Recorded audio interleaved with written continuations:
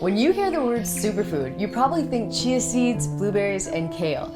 But meat, even beef, is a superfood too, especially when raised in certain ways. Beef's one of the healthiest things that you can eat. Best quality protein out there is animal protein, period. It has all the nutrients. Generalization that all meat is bad and all vegetables are good never hold up. It's much more nuanced than that.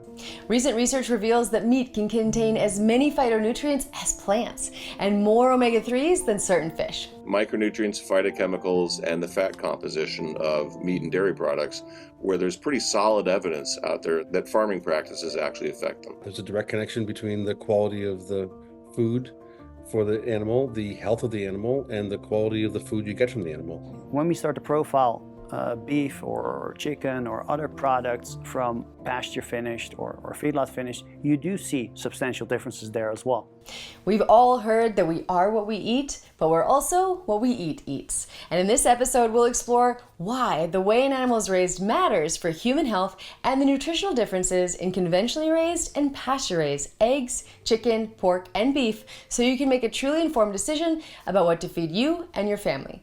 I think you can agree it's time to rethink meat and understand its nutrient density. If we feed cattle on pasture or we feed them grain, We cattle in the feedlot, we're just compounding the I come at problems. it from a human nutrition standpoint. We expect differences in your health. Completely directly connected. Today, more than 90% of Americans suffer from one or more nutrient deficiencies that can result in fatigue, brittle hair and nails, and weight gain, and an increased risk of disease. And most people don't understand the connection between how they feel and what they eat. I think this is conservatively estimated. 11 million people die every year from eating bad food and not enough good food. And one main cause is that the nutrient content in our food is lower than at any other point in history, a major issue discussed by scientist Dr. Stefan van Vliet. Studies have found that foods are less nutritious, so we have increasingly selected for yield. So we've kind of watered down the nutrients. There is also the potential that as our soils become less nutritious, that means that our plants become less nutritious as well. Estimates reveal we need to consume 2 times the meat, 3 times the fruit, and 4 to 5 times the vegetables today to get the nutritional equivalent of the food from the 1940s. Founder of the Bionutrient Institute, Dan Kittredge, discusses food's wide nutrient variation and why healthy soil matters. Nutrients do vary dramatically in food, like this carrot to that carrot, this tomato to that tomato, this milk to that milk. It does not connect to organic or to no-till or to different varieties. The variations connect to soil life. Factory farming degrades soil, leading to nutrient-deficient plants, animals, and humans. Kenneth Hamilton, founder of Biomineral Technologies, also highlights how factory farming can harm the animals themselves. We have these massive feedlots, and what they're primarily fed are grains. Now, with cattle in particular, they're not designed to eat grains, period. These are ruminants, and when you put grain into that system, it causes a lot of health problems. You know, if you watch the diets of animals in a natural community, they don't do that. They don't just eat grain. First of all, it's not available, but secondly, that it makes them sick if they eat too much of it. Grain feeding can also alter the nutrient profile of meat. So let's begin by exploring meat's nutritional composition so you can fully appreciate the changes. Meat is rich in bioavailable minerals and several vitamins, including vitamin B12, which is not found in plants, supporting energy and metabolism, brain, and immune health. It also provides high-quality protein and essential fatty acids. The protein in meat builds and maintains a physical body, reduces appetite, and optimizes body composition, while fats store energy, improve nutrient absorption, build hormones, and aid immune function. Dietary fats come in 3 types: saturated, monounsaturated, and polyunsaturated. And though we've heard all saturated fat is bad, recent research has revealed it is not the disease-causing culprit we once believed. Certain saturated fats appear to have health benefits, and stearic acid found in high levels in grass-fed beef has a neutral impact on cholesterol. Animal products can also contain monounsaturated fats found in olive oil and avocado, which are lauded for their heart protective properties, and essential polyunsaturated fats, the omega-3 and omega-6 fats. And while both polyunsaturated fats are vital, many experts emphasize the importance of their differences, as discussed by Professor Emeritus Dr. Hulbert.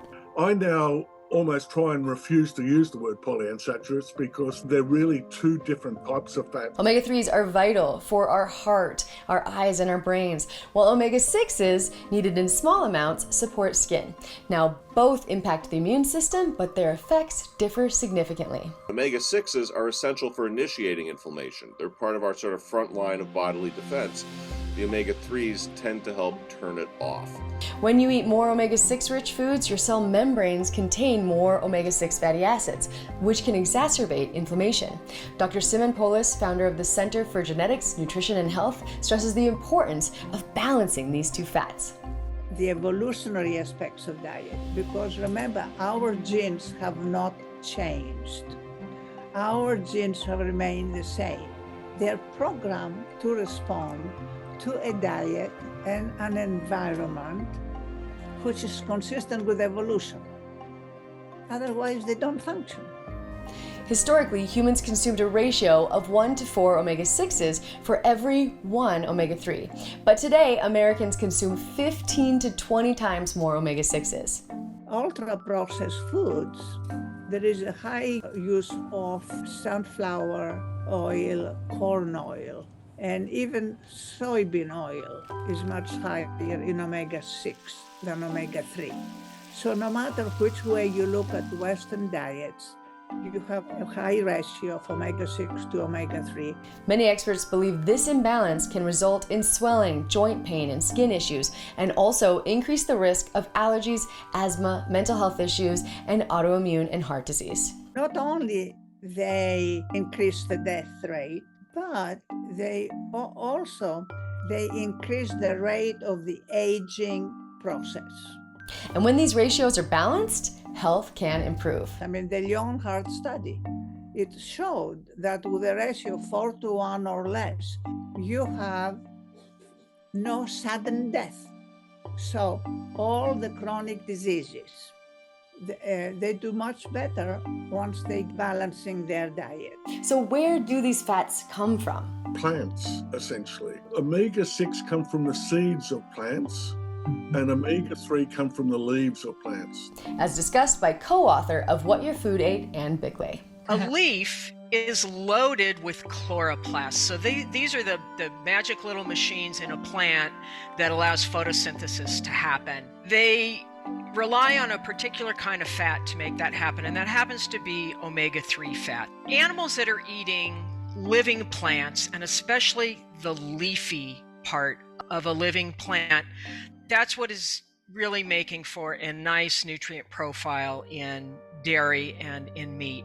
And what happened in the agricultural revolution is we started to especially harvest crops for their seeds. In contrast, seeds and seed oils are a big part of mixed rations that animals raised in feedlots consume. Really different kind of fat that is concentrated in seeds and seed oils, and that's an omega-6 fat. I think we have no business changing agriculture to the degree where you change the composition of the meat.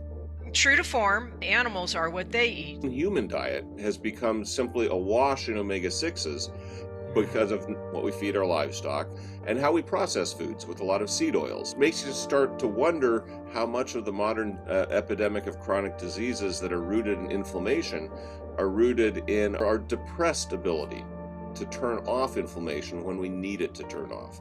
Clearly, defining nutrient-dense meat is a complex issue, but more vitamins and minerals, elevated levels of antioxidants, a more favorable saturated fatty acid profile, higher levels of omega-3 fatty acids, and a low omega-6 to 3 ratio is a good place to start. Now let's dive into what the research reveals about the nutritional differences in animal products, beginning with eggs. Americans eat 140 million eggs a day. Great tasting dish. Specialized business in a highly competitive field. The incredible edible egg. Pasture-raised eggs offer significant benefits over conventionally raised eggs, including 50% more vitamin B9 for mental health and energy, 70% more vitamin B12 for brain and nervous system function, 2 times the heart protective vitamin E, 38% more vitamin A for skin and immune health, and 3 to 4 times more vitamin D, crucial for bone and immune support. You can literally see the difference. Conventionally raised eggs have watery, light yellow yolks, while pasture-raised eggs have deep, rich orange yolks, indicating a higher carotenoid content from grass consumption. Research has also shown that pastured eggs can contain up to 3 times as many total omega-3 fatty acids and less than half the omega-6 to 3 fatty acid ratio. Chickens that are fed grain, their eggs, they can be as high as 20 to 30 to 1. Omega-6s to 1 omega-3. Next up is chicken, one of America's favorite and most celebrated meat. Mastering a variety of chicken recipes. Poultry business is big business. A broad-breasted bird with bigger drumsticks. On the breast, this dish is going to be used to make a low cholesterol, low fat dish. Performance and profit through improved growth and production. That sounds good. Enjoying improved meat-type chicken. They sure make wonderful eat. Beginning with a key insight from regenerative chicken farmer Matt Wadiak. What chicken should be eating. This is one of the biggest and most confusing things for a lot of folks who want to eat better food. And so beef and sheep and goats are grazing animals because they have a rumen, which is part of their stomach, that can eat grasses, biomass in raw form, and they ferment that. Chickens don't have a rumen. Pigs also don't have a rumen. So these animals have to eat some kind of grain in addition to going outside. That being said, most factory farm chickens consume primarily grain and lack pasture access, while pastured birds consume grass, bugs, and some grain, which alters the nutritional profile. Worldwide, pork and chicken are the dominant meats. And pork and chicken are essentially fed grain, and they're essentially deficient in omega-3, high in omega-6. Research has shown pastured chickens have significantly higher levels of omega-3s, a lower omega-6 to 3 ratio, more protein, and often more iron and antioxidant than conventionally raised chicken. So we test nutrient density of our chicken. So in nutrient density, we have a much better oleic acid ratio, about 12% more protein per ounce than a conventional breed chicken. And then we have higher bone density, higher collagen. We have thicker bones, healthier joints, healthier tendons, and all of this amounts to healthier food. In other words, the healthfulness of chicken can also be profoundly influenced by how it's raised. Next up, one of America's favorite meats, pork.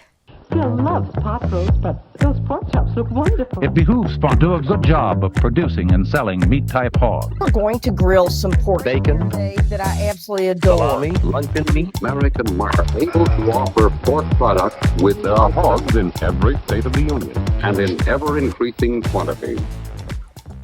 We typically think of pork as the other white meat, but what may surprise you is that conventional pork can have a very high omega-6 to 3 ratio of 30 to 1, a fact that inspired regenerative pig farmer John Arbuckle to conduct his own experiment. Divided some pig into 3 groups. The first one was pasture raised and all the non-GMO whole grains that they wanted. Group number 2, we grazed the pigs over these polycultures of annuals. We gave them 50% of their prescribed grain ration daily, and to that, we add organic milk powder, and then we also gave a trace amount of sea salt. Group number 3 was the most radical departure. They got no grain whatsoever. By the end of this experiment, John found that changing the pig's diet dramatically improved their omega-6 to 3 ratios, from 14 to 1 in group 1 to 10 to 1 in group 2 and to 5 to 1 in group 3. Other research has revealed pastured pork can have higher levels of antioxidants, vitamin D, and that consuming omega-3 rich pork may even reduce certain risk factors for heart disease. Now let's talk about one of the world's most controversial meats, beef. This is the country of big beefers. Nothing more exciting to cook than a big piece of meat. This is basic cattle nice beef. Organic beef. You convert the nutrients and vitamins into generous frames as they grow. The cattle industry has welcomed new nutritional developments that lead to improved quality beef. Good of the earth, available through meat. We want all of our ruminants to be eating a diversity of plants. Ruminants are very specialized herbivores, and they excel at using all of these phytochemicals in plants. This is how the fat of the land, so by this I mean the omega-3s that are in living plants, this is how the fat of the land transitions into the fat of the animal and into their meat and into their milk. It's how we raise these animals that is sort of key to the nutrients that end up in them and in us. All cows begin their lives on grass, but what they consume in the last 30 to 90 days affects beef's nutrient profile, as discussed by co-author of What Your Food Ate, Dr. Montgomery. But if you take an animal that was raised in a pasture and then put it in a feedlot, the feedlot fat profile is what ends up on your plate. Research highlights significant differences between grass-fed and grain-fed beef, but the term grass-fed can be misleading due to lax regulations encompassing practices from diverse forage diets to grain finishing. Despite this, grass-fed beef offers advantages like 2 to 4 times more conjugated linoleic acid. It's this particular fat called CLA, conjugated linoleic acid, and nearly every piece of research done on CLA shows that it has a range of benefits. CLA may protect against colorectal and breast cancer and aid heart health and weight loss. Grass-fed beef also contains enhanced antioxidant levels and greater levels of vitamins B, A, and E. Several changes were also noted in a project I participated in, the Beef Nutrient Density Project, involving the Bionutrient Institute and directed by Dr. Van Vliet. The goal is to source 750 steaks from 250 farmers. So every farmer will send in 3 steaks. This is a combination all the way from what we call regenerative grass fat, all the way to feedlot finished, but there's a lot of nuance and a lot of gray in between, right? Feedlot isn't feedlot, and grass fat isn't grass fat either. So we find as much as a 10-fold variation. Preliminary findings from over 300 samples show grass-finished beef has more beneficial saturated fats and omega-3s, less potentially inflammatory linoleic acid, and a lower omega-6 to omega-3 ratio. These fatty acid ratios, the omega-6 omega-3 ratios, really do connect with what the animal's eating. And the more grain, the more 6s, the worse for the animal, the worse for you. The more different species of fodder, the more 3s, the healthier the animal, the better the meat for you. The research also found more minerals like iron and calcium in grass-fed beef, and that greater plant diversity in pastures and extended grazing time may also increase omega-3 levels and reduce the omega-6 to 3 ratio. The greater the diversity of the forage, the better the quality of the meat. If you have a monoculture of ryegrass, that's better than corn, but a polyculture of 5 species in your pasture is way better than a monoculture. Another recent analysis found that beef raised in regenerative settings with more diverse forage and rotational grazing may offer benefits above and beyond those found in grass-fed beef.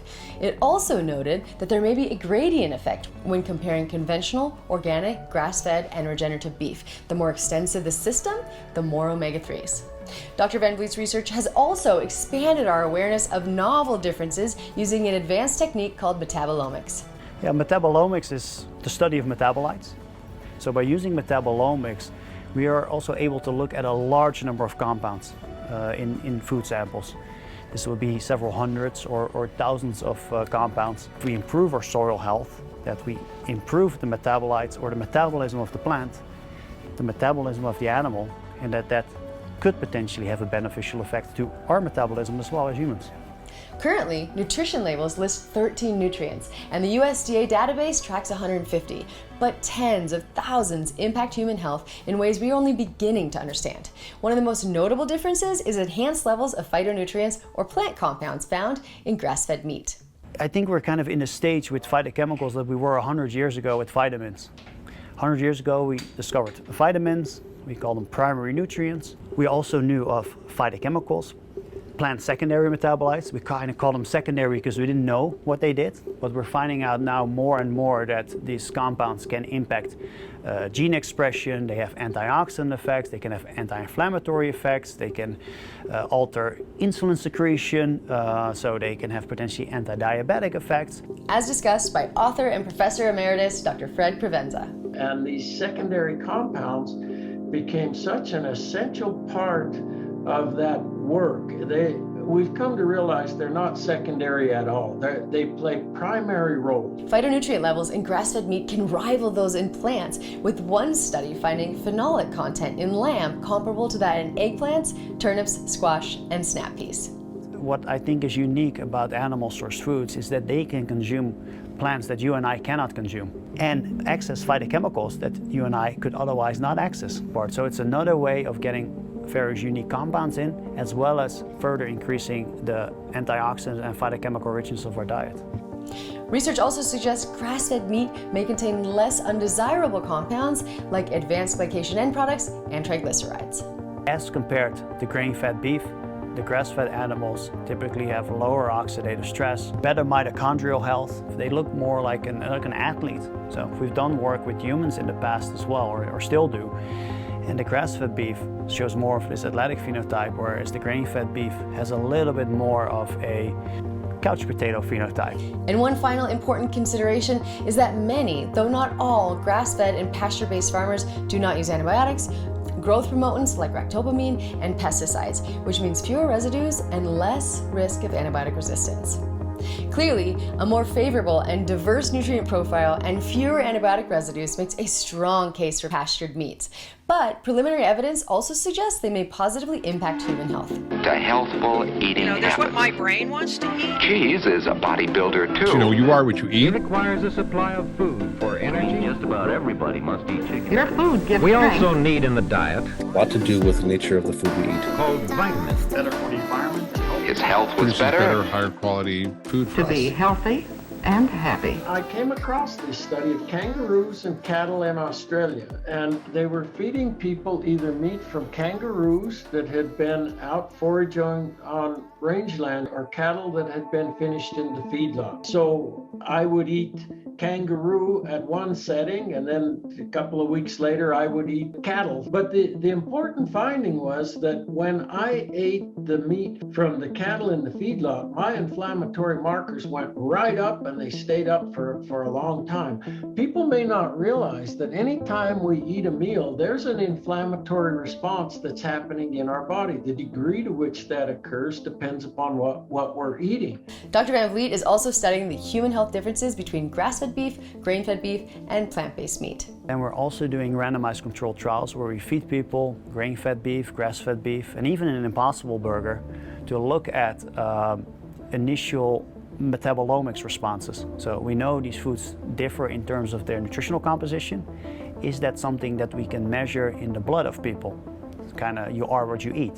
Another fascinating trial showed that people who consume grass-fed meat had significantly higher levels of circulating omega-3 fatty acids and also reduced their platelet omega-6 to 3 ratio. There's a misconception that grass-fed beef contains so little omega-3s that it has no meaningful impact on the omega-3s in our blood, but that is actually not true, because there's now, I think, 6 to 8 randomized controlled trials. So these are multi-week feeding trials that find that when people eat grass-fed meat, whether it being beef or even other products, pork that is enriched in omega-3s or chicken that's enriched in omega-3s, that you actually see an increase in the omega-3s in their blood. So despite being a small amount, if you compare it to salmon, it doesn't mean it's a meaningless amount. This paper revealed that grass-fed beef can be a significant contributor to omega-3 intake, especially for those who do not consume fish. DHA, an omega-3 fatty acid known for its eye and brain benefits, is also 200 times higher in beef liver, and just 3 ounces of grass-fed beef liver can nearly meet the World Health Organization's recommended daily intake, comparable to fish like cod, flounder, and haddock. So grass-fed meat can meaningfully contribute to omega-3 intake, which is important given that deficiency kills up to 84,000 Americans each year. It's also important to note that many of the trials explored single meal changes, hinting that the regular consumption of pastured meats may offer more dramatic benefits, as was discussed in a study concluding that the habitual consumption of grass-fed meat may have the potential to be a public health strategy to improve dietary fat quality. And just in case you're wondering if you can swap out your meat burger for a plant-based version and get the same nutrition, Dr. Van Vliet and Fred Provenza have also studied that. What we did in the paper was to compare the plant-based meat alternatives with meat that came from rangeland in Idaho, where the animals were eating a phytochemically very rich diet. And obviously, we know that meat isn't plants, right? But some of the ways that these products are marketed, and when you look at the labels, if you simply look at the nutritional labels that say, well, they're equivalent in terms of protein and so forth, we wanted to be able to make statements that point out that they're different. Using metabolomics approaches, we found that there was a 90% difference in metabolite abundance. We can make a burger look like a beef burger. We can try to match the protein content. We can fortify it with vitamins and minerals. The nutrition facts panel looks the same, but if you do deep metabolic profiling, then they are as different as you expect a plant and an animal to be. In conclusion, our food's nutrient content is dwindling, leaving many Americans deficient, and meat is an important, complex food that provides several essential nutrients and potentially thousands of secondary compounds. Food is more than the sum of its parts. They contain hundreds to thousands of nutrients within the food matrix. It's not just omega-3s, it's this huge number of these different 45,000 different compounds can end up in meat. Meat's nutritional composition also changes, sometimes dramatically depending on how it's raised, and meat from pastured and regenerative settings can contain higher levels of several nutrients and omega-3 fats and a lower omega-6 to 3 ratio that may benefit human health. Meats from more extensive regenerative systems are also more sustainable and can even restore environmental health. Most people are eating grain-fed beef and grains that are heavy on the 6 and low on the 3, and they're basically making their inflammation worse. There's good meat that's raised well, and meat that's raised poorly. And it's that differentiation that's the key thing. Health of the ecosystem connects to health of the animal, connects to health of the human. That has to do whether we can change our thinking from egological to ecological, to that we are members of nature's communities. What we do to them, ultimately, we do to ourselves. Only by nurturing them can we nurture ourselves. Though most grocery store meat comes from factory farms, you can help change the system by supporting grass-fed, pasture-based, and regenerative producers. So that's the strategy, is help people choose what's better for them and their families. And through doing so, be a radical activist. Really practically, saving the world in a meaningful way. Thank you for watching ReThink Meat. I hope this video has convinced you that knowing where your meat comes from is an important and powerful step towards a healthier body, planet, and future. So choose your meat like the future of our health depends on it.